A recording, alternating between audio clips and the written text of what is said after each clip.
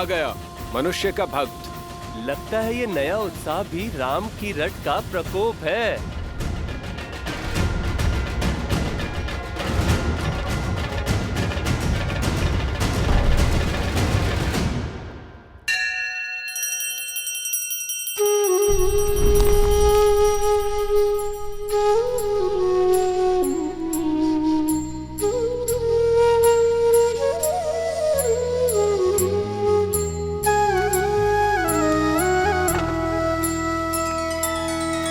श्री रामचंद्र कृपालु भजु मन हरण भव भय दारुणम। नव कंज लोचन कंज मुख कर कंज पद कंजारुणम।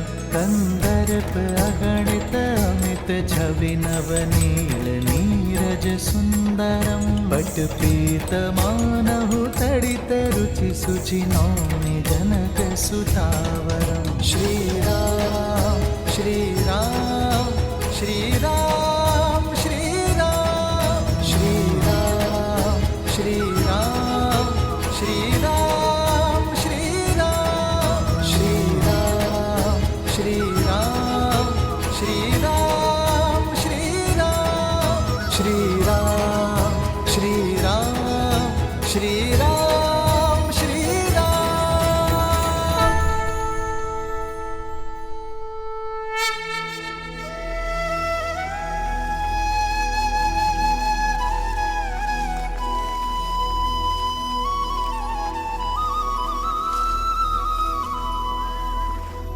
तुम्हारे प्रेम के वेग ने मुझे भी बहा दिया है भरत। तुम मुझे अयोध्या के राज सिंहासन पर बैठते देखना चाहते हो ना, तो वही सही।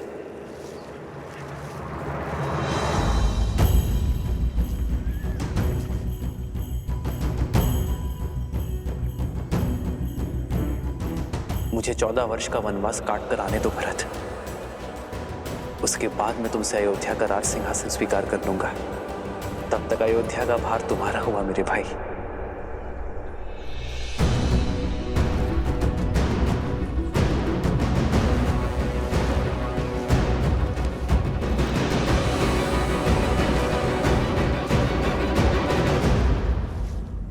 क्या हुआ भैया, आप रुक क्यों गए?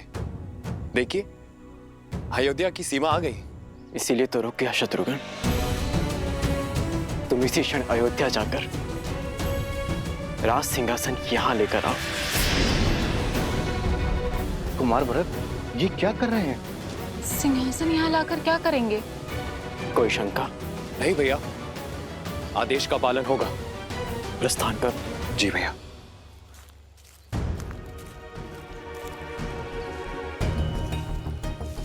भरत, हम यहाँ क्यों खड़े हैं?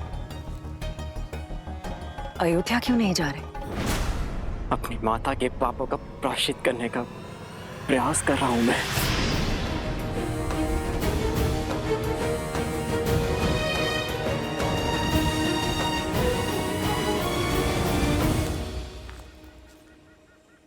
पुत्र, अब पादुकाएं नीचे रख दो। कब से ऐसे ही हो? कुछ क्षण सांस ले लो और मुझे बताओ, उलझन क्या है? नहीं माता, ये पादुकाएं मैं नीचे नहीं रख सकता। मेरे राम भैया की ये पादुकाएं भरत के जीवित रहते तो भूमि पर नहीं रखी जाएगी। इन्हें इनके उचित स्थान पर रखना होगा। उसके पश्चात मैं आपसे जी भर के वार्तालाप कर सकता हूं, किंतु इस क्षण नहीं।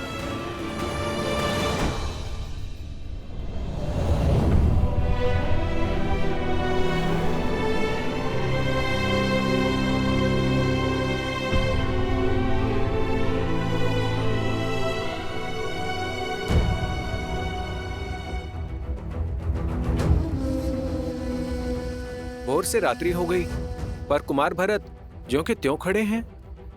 हाँ, सही कह रहे हो। ना तो श्री राम जी की पादुका नीचे रख रहे हैं और ना ही अयोध्या में प्रवेश कर रहे हैं। ना जाने क्या करने वाले हैं कुमार भरत।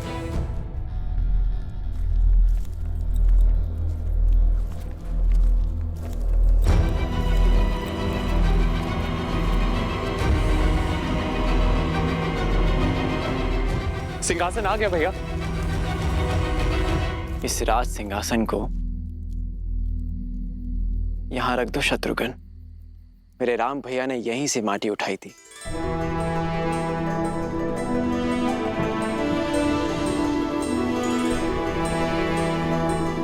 एक राजा का कर्तव्य अपने अंतिम श्वास तक अपनी प्रजा की सेवा करना होता है और अपनी अंतिम सांस छोड़ने से पहले अपनी प्रजा और सिंहासन के लिए एक सर्वश्रेष्ठ उत्तराधिकारी चुनना होता है। मेरे पिताश्री महाराज दशरथ ने इस सिंहासन के लिए सर्वश्रेष्ठ उत्तराधिकारी मेरे भैया राम को चुना है और वही सदैव अयोध्या के राजा रहेंगे। जब तक रघुनंदन श्री राम अयोध्या लौटकर नहीं आते तब तक उनकी ये पवित्र पादुकाएं इस राज सिंहासन की शोभा बढ़ाती रहेंगी।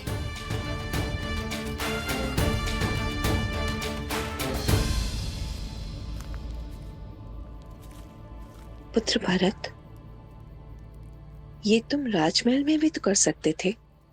नहीं माता, जब राजा वनवास पे हो तो सिंहासन राज आवास में क्यों? भैया की अनुपस्थिति में हमारी प्रजा मुझे राजा समझने की भूल कर सकती है। और माता, मैं भी तो एक साधारण मनुष्य ही हूं। अयोध्या में रहते हुए, वहां का राजकाज करते हुए, यदि एक क्षण के लिए भी मेरे मन में राजा होने का विचार आया तो मुझे तो नरक में भी स्थान नहीं मिलेगा माता। और इसीलिए मैंने निर्णय लिया है कि जब तक मेरे राम भैया लौट कर नहीं आते तब तक मैं भी अयोध्या में पग नहीं धरूंगा।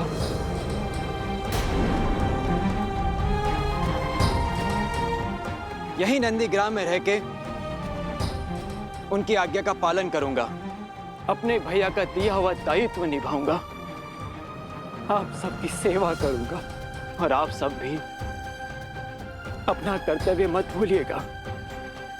मत भूलिएगा कि अयोध्या पर केवल हमारे श्री राम का अधिकार है और मैं अयोध्या अपने महाराज के साथ ही लौटूंगा 14 वर्षों के बाद।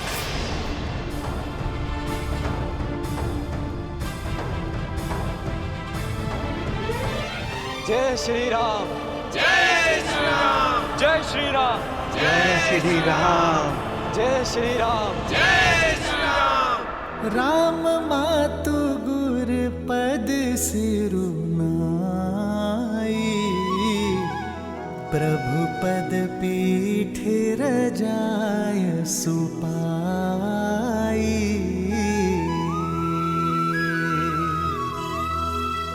नंदी गाँव करी परन कुटीरा, किन्ह निवासु धर्म मधुर धीरा।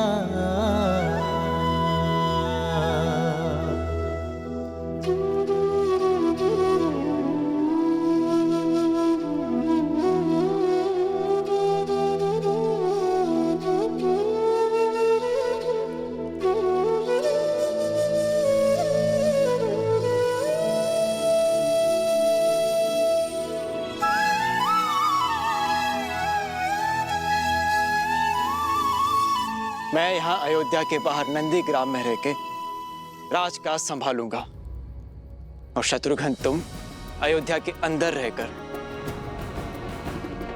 हमारी प्रजा की सुरक्षा का दायित्व निभाना, क्योंकि मेरा भाई मुझसे भी अधिक शूरवीर है। जो आ गया भैया।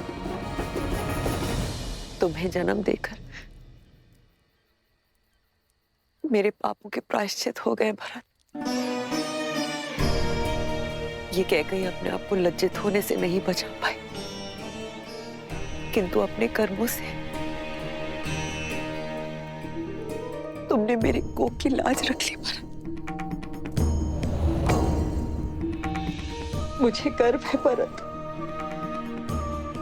कि तुम मेरे पुत्र हो। मुझे गर्व है कि मैं तुम्हारी माता हूं भरत।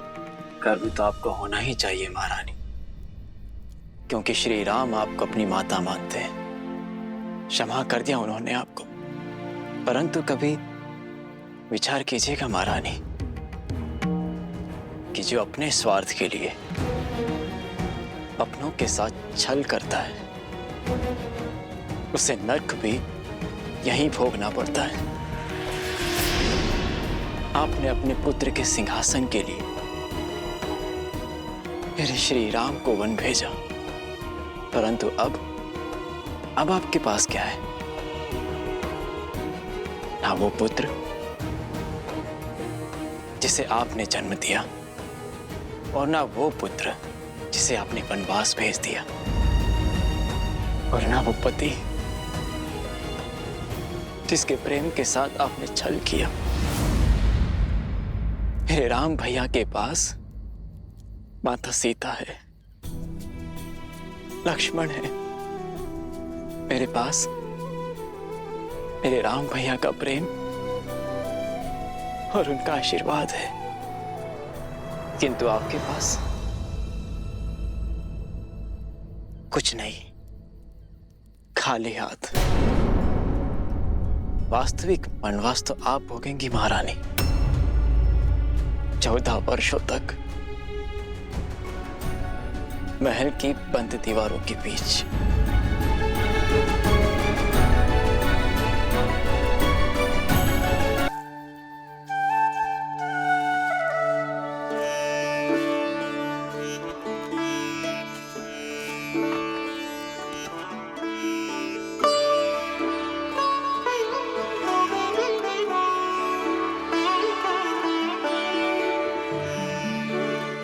अपने लक्ष्मण भैया को देखा, बात कीजिए ना उनसे यार।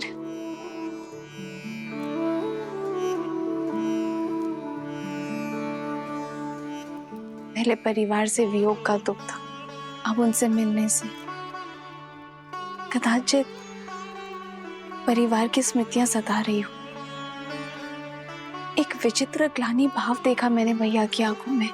कभी कभी भावनाएं मन के अंकुश से मुक्त होकर बहने लगती हैं सीता।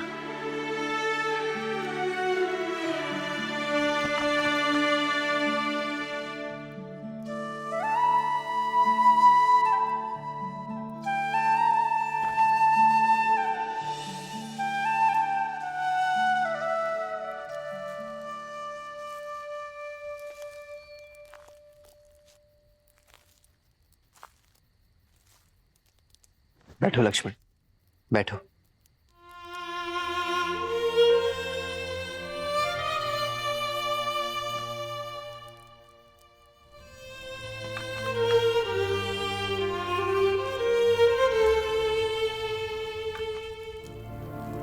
अग्नि में जितनी लकड़ियां डालते जाओगे वो उतनी ही भड़कती जाएगी लक्ष्मण।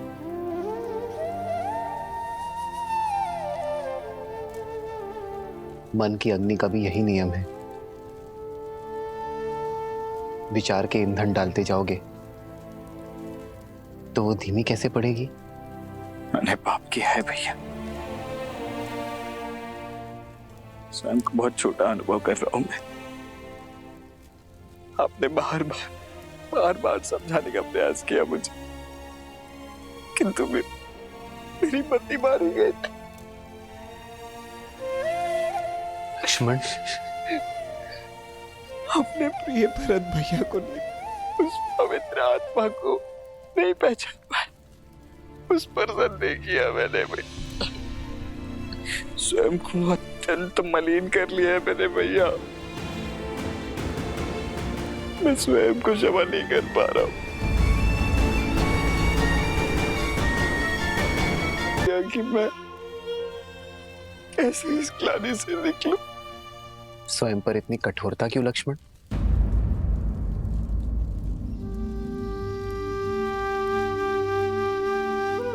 मेरे भाई ने कोई पाप नहीं किया है, तुमने भरत को हानि नहीं पहुंचाई है लक्ष्मण, बस मेरी रक्षा की है। और जिसके मन में रक्षा का भाव होता है वो मलिन हो ही नहीं सकता। ऐसी स्थिति, ऐसी परिस्थितियां ही तो हमें मनुष्य होने का आभास देती है लक्ष्मण। हमें बताती है कि हम सदैव उचित नहीं हो सकते।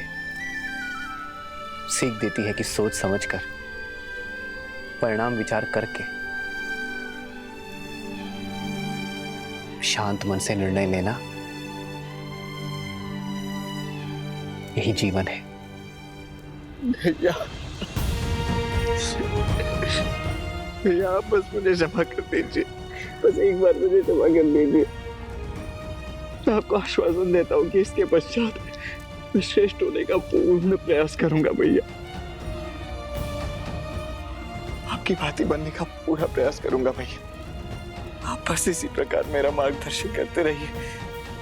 आदेश दीजिए मुझे भैया, मैं आपके किसी आदेश का उल्लंघन नहीं करूंगा, कभी नहीं करूंगा भैया। लक्ष्मण, शांत हो जाओ। क्षमा मांगने की कोई आवश्यकता नहीं है तुम्हें लक्ष्मण। चित्रकूट रुकने का हमारा प्रयोजन सिद्ध हुआ लक्ष्मण। अब नहीं तुम्हारे मन में कोई मलिनता है और ना भरत के मन में कोई ग्लानि। अब हम निश्चिंत होकर अपना कर्तव्य पालन कर सकते हैं। हमें दंडकारण्य चलना चाहिए लक्ष्मण। तुम्हें स्मरण है ना, महर्षियों ने हमसे सहायता मांगी है। जी भैया। बस हम शीघ्र ही दंडकारण्य की ओर प्रस्थान करेंगे।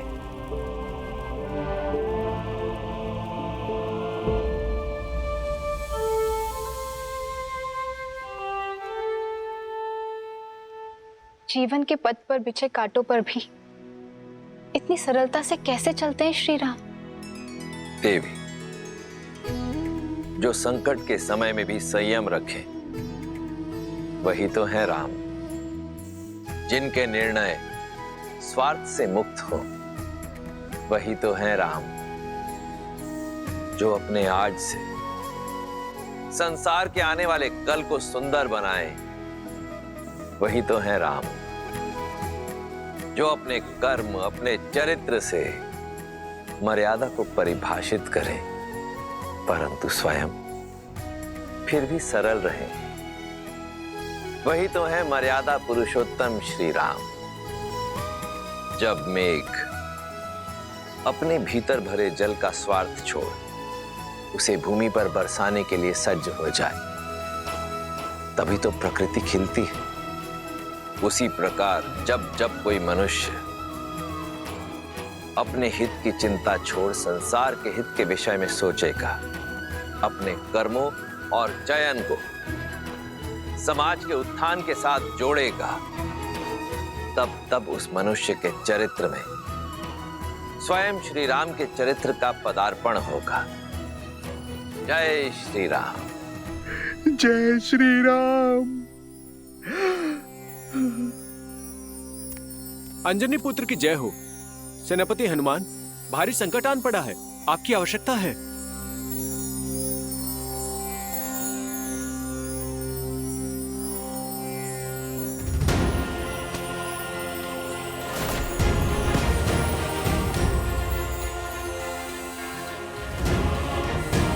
जय महावीर हनुमान।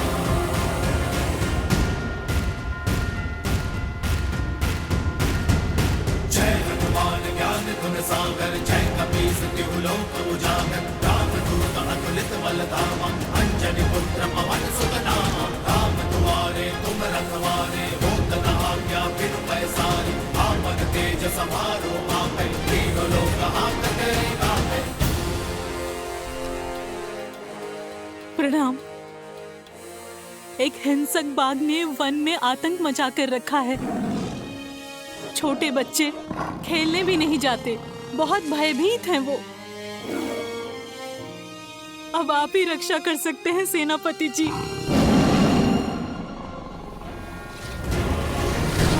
जय महावीर हनुमान, जय जय पवन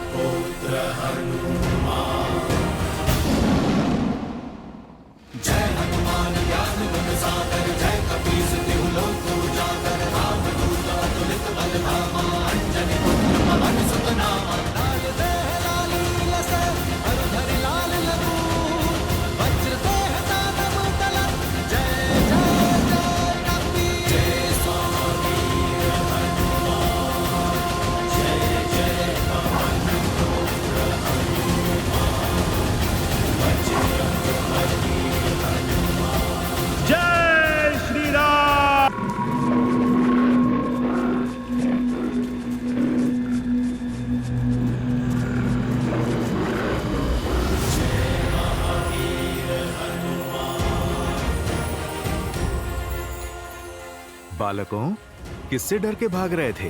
अच्छा हुआ हनुमान काका आप आ गए, हम तो बहुत डर गए थे। जब तक भय से भागोगे, भय तुम्हें भगाता रहेगा। पर हनुमान काका, वो बाघ बहुत भयंकर है, वो वानर भक्षी हो गया है, हमारे खेलने के स्थान पे आ जाता है और हमें खाने का प्रयास करता है। कुमार अंगद, किष्किंधा के भविष्य हो तुम। मित्रों की रक्षा करने के स्थान पर यदि स्वयं डरकर भागोगे तो फिर क्या संदेश दोगे इस संसार को? पर हम उसका सामना कैसे करते? वो इतना विशाल और हम नन्हे वानर। पुत्र अंगद, मधुमक्खी भी तो नन्ही होती है, पर कोई भी उससे बैर नहीं लेता, क्योंकि वास्तविक सत्य शारीरिक नहीं मस्तिष्क में होती है। और फिर तुम्हारे पास एक और शक्ति भी है, संगठन की। तुम छोटे अवश्य हो, पर संख्या में बहुत हो, और बाघ तो अकेला है। यदि तुम मिलकर सामना करोगे तो बाघ तो क्या, बड़े बड़े राक्षस भी चित हो जाएंगे तुम्हारे सामने। पर कैसे? जब बल कम हो तो बुद्धि और एकता काम आती है। चलो योजना बनाते हैं। श्री हनुमान जी की जय, श्री हनुमान जी की जय, श्री हनुमान जी की जय। एक एक वानर एक एक वृक्ष पे होगा, अच्छे से दृष्टि रखेगा कि बाघ किस मार्ग से जा रहा है। जिस वानर के पास से वो निकले, वो वानर अपनी चित्कार से संकेत करेगा। सचेत करने के लिए केवल सचेत नहीं करना है, बाघ के पीछे चलकर बिना किसी ध्वनि के उसका पीछा करना है। पर चित्कार रुकनी नहीं चाहिए। पहले एक देगा, फिर दूसरा, और फिर तीसरा, और फिर सब अपनी चित्कार एक दूसरे की चित्कार में मिलाएंगे। फिर जब बाघ एक रिक्त स्थान पर आ जाए, सब एक साथ चित्कार दें और फिर कूदकर उसके सामने आ जाएं। वो दहाड़ेगा।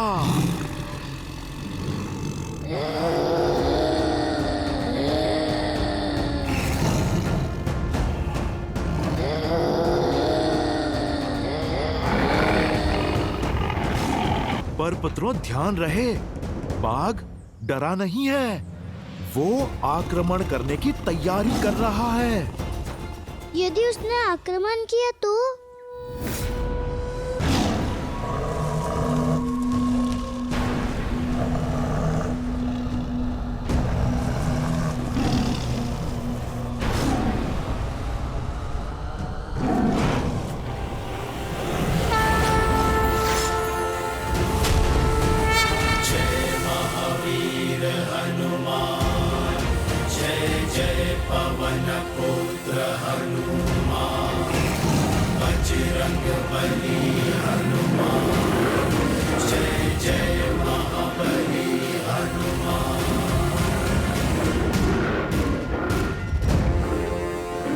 कहा था ना, तब मैं आऊंगा।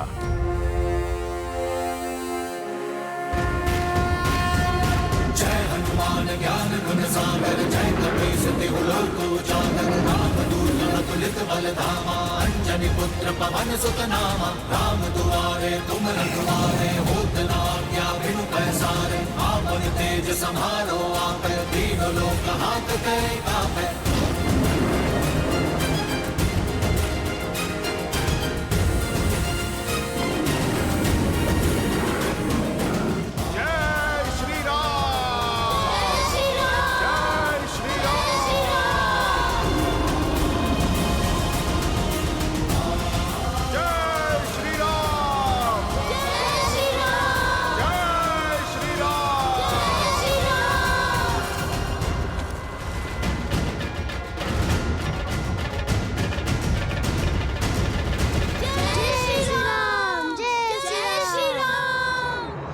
अब समझे, सच्चा बल भुजाओं में नहीं, स्वयं पर किए गए विश्वास में है। फिर बाग चाहे कितना भी विशाल हो, नन्हे मुन्ने भी उसका परिहास कर सकते हैं। समझो, भय की आंखों में आंखें डाल के विश्वास से देखोगे, भय स्वयं दुम दबा के भाग जाएगा। पर ये विश्वास जगेगा कैसे हनुमान काका? भक्ति और शक्ति में संतुलन बनाना सीख जाओ।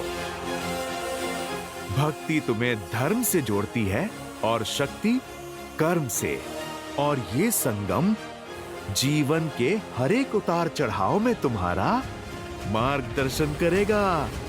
तो हमें भक्ति और शक्ति दोनों का पथ दिखाइए। ठीक है, तो फिर आरंभ अखाड़े से करेंगे। तुम्हें कुश्ती कला में निपुण बनाकर शक्ति पाने के योग्य करूंगा और योग का ज्ञान सिखाकर सिद्धियां पाने का द्वार खोलूंगा।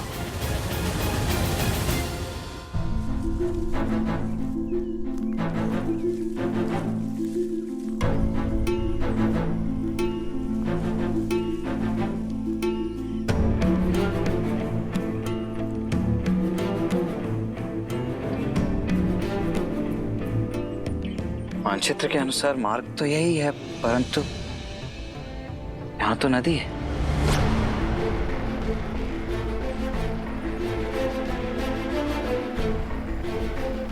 कदाचित हम मार्ग भटक गए हैं भैया।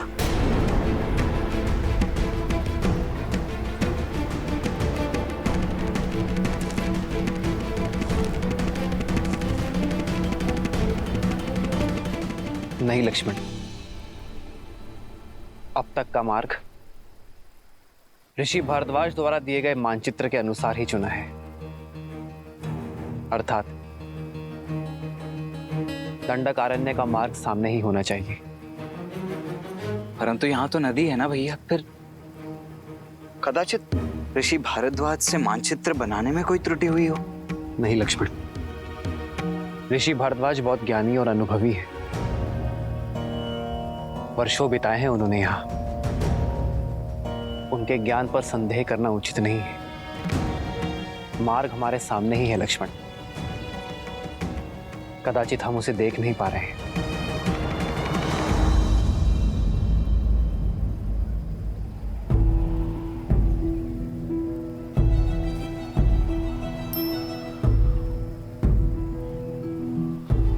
कदाचित इस वन में जैसा दिख रहा है वैसा है नहीं लक्ष्मण।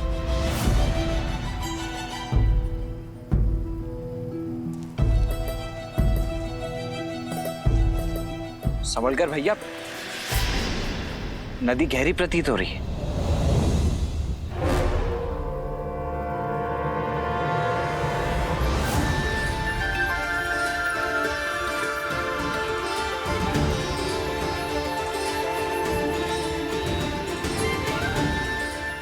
यहाँ कोई नदी नहीं है, केवल नेत्रों का भ्रम है। ऋषि भारद्वाज ने भी बताया था कि राक्षस मायावी है। कहीं ये भी किसी माया का भागी तो नहीं है? यदि मार्ग ढूंढना है तो माया से लड़ना होगा लक्ष्मण। जी भैया। आओ सीता।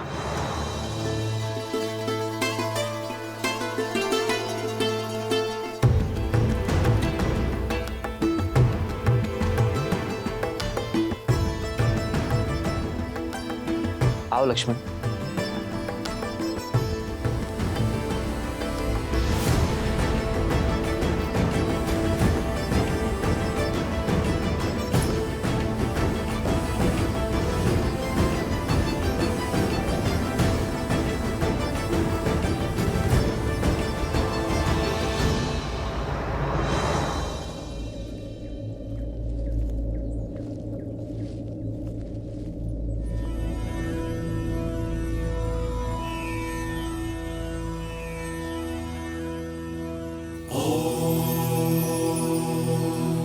शांति शांति शांति।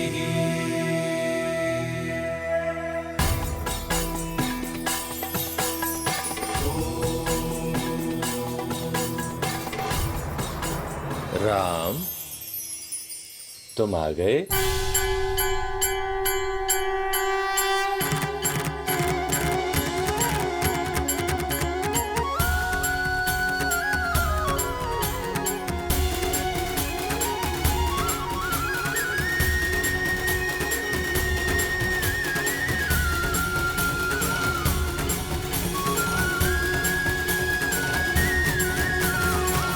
आप हमें जानते हैं ऋषिवर?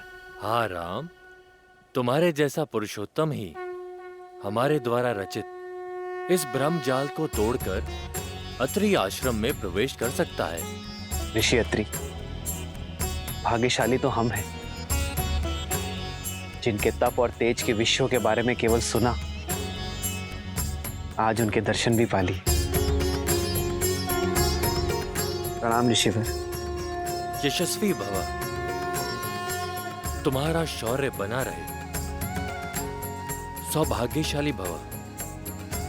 ऋषिवर, यदि हमारे आगमन से आपका तप भंग हुआ है तो हमें क्षमा कर दीजिए। नहीं राम, तुम्हारे आने की प्रतीक्षा के लिए तो ये तप था, और तुम आ गए। अब ये संपूर्ण हो गया। हमारे आने की? हाँ, उन राक्षसों के अंत के लिए जिनका प्रवेश रोकने के लिए मैंने अपने आश्रम के चारों तरफ दृष्टि भ्रम उत्पन्न किया हुआ था। अब तुम आ गए, इसकी कोई आवश्यकता नहीं। बचपन से आपके तेज और माता अनुसुईया के तप की कथाएं सुनी है, आज दर्शन हुए। माता अनुसुईया के दर्शन की भी इच्छा थी मेरी। कहाँ है वो?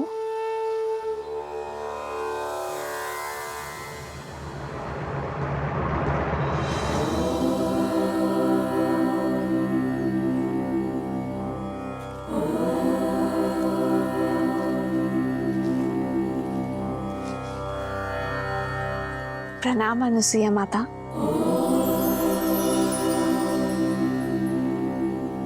राम और लक्ष्मण का भी प्रणाम स्वीकार करें माता। आशीर्वाद मांगने के पूर्व मेरे एक प्रश्न का उत्तर दो राम। ये दंडक वन है, यहाँ पग पग पर उदंडी असुरों का वास है।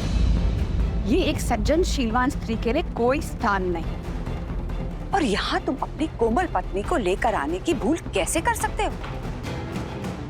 ये सुरक्षित नहीं है राम। क्षमा करें माँ, पर मैं असुरक्षित नहीं। जैसे आपके पास आपकी सुरक्षा के लिए आपके तप का ताप है, उसी प्रकार मेरे पास मेरे पति, मेरे श्री राम का कवच है, भैया लक्ष्मण की सुरक्षा है। जिस प्रकार आप इसी वन में अपने पतिव्रता के बल से अपने पति की संगिनी बनकर रह रही हैं, उसी से प्रेरणा लेकर ये सीता भी आपकी ही भांति अपने पति की यात्रा में उनका साथ देगी। ऋषि भारद्वाज के आदेश से पीड़ित ऋषियों के तारण के लिए हम दंडक वन की ओर बढ़ रहे हैं। कदाचित यही हमारे वनवास के लिए नियति का उद्देश्य है ऋषिवर। ऐसे में आपसे भेंट हमारे लिए आशीर्वाद है। हम आशा करते हैं कि आगे की परिस्थितियों, समस्याओं और उनके निवारण के लिए आप हमारे मार्गदर्शक बनेंगे। दंडकारण्य? क्या हुआ ऋषिवर, आप इतने चिंतित क्यों हो गए? दंडकारण्य कोई सामान्य वन नहीं है, सहस्त्र मायावी राक्षसों का गढ़ है राम।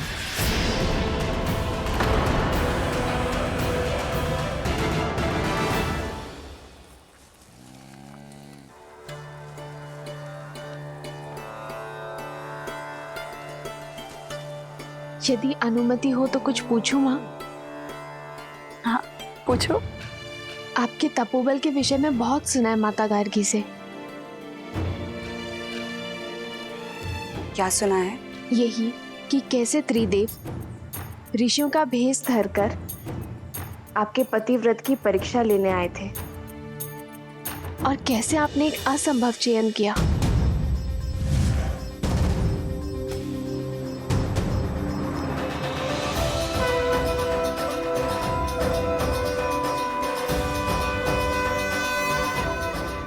ब्राह्मणों की सेवा तो हर गृहस्थ का धर्म होता है। मैंने प्रयास किया है कि आपका हर संभव स्वागत कर सकूं। भोजन ग्रहण कीजिए देव। अवश्य देवी, परंतु बिना स्नान किए ये भोजन ग्रहण करना हमारे लिए वर्जित है। मैं अभी आप लोगों के स्नान का प्रबंध आश्रम के जलाशय में करवा देती हूँ। रुकिए देवी। धर्म कहता है कि अतिथि की इच्छा को उसके अनुसार ही पूर्ण करना चाहिए।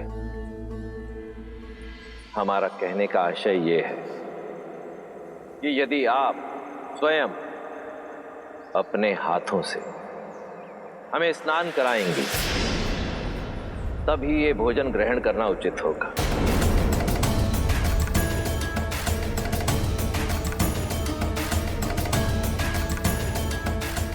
किस सोच में पड़ गई देवी? चयन आपका है।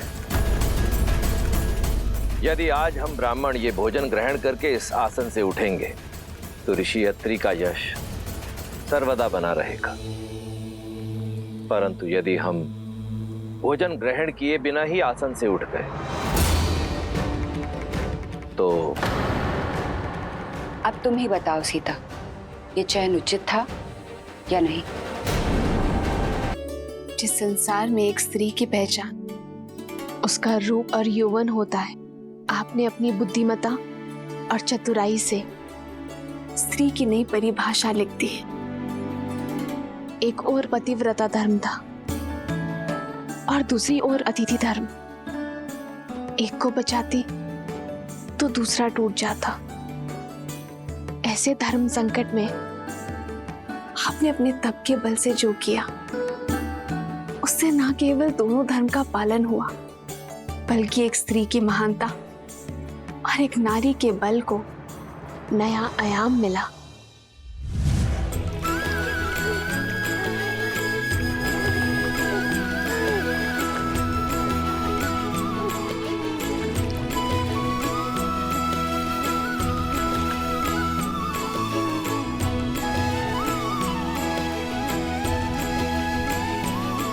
अब आपका स्नान संपन्न हुआ।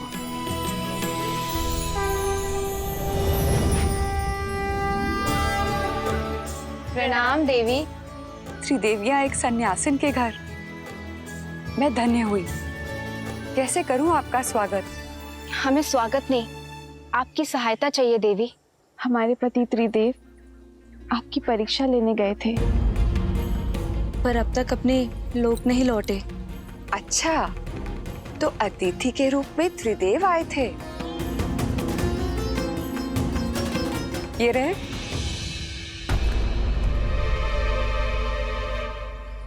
अपना अपना चुन लो।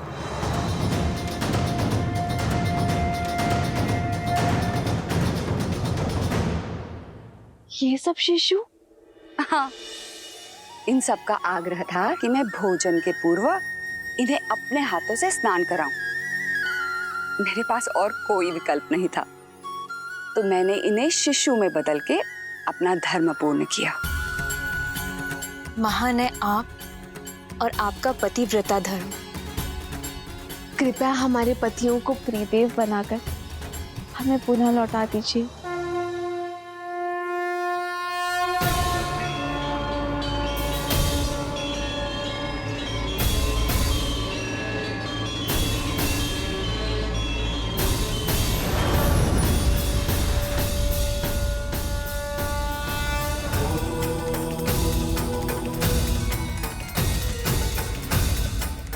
देवी अनुसूया, संसार में जब जब पतिव्रता धर्म की बात होगी तब तब आपका उल्लेख अवश्य होगा।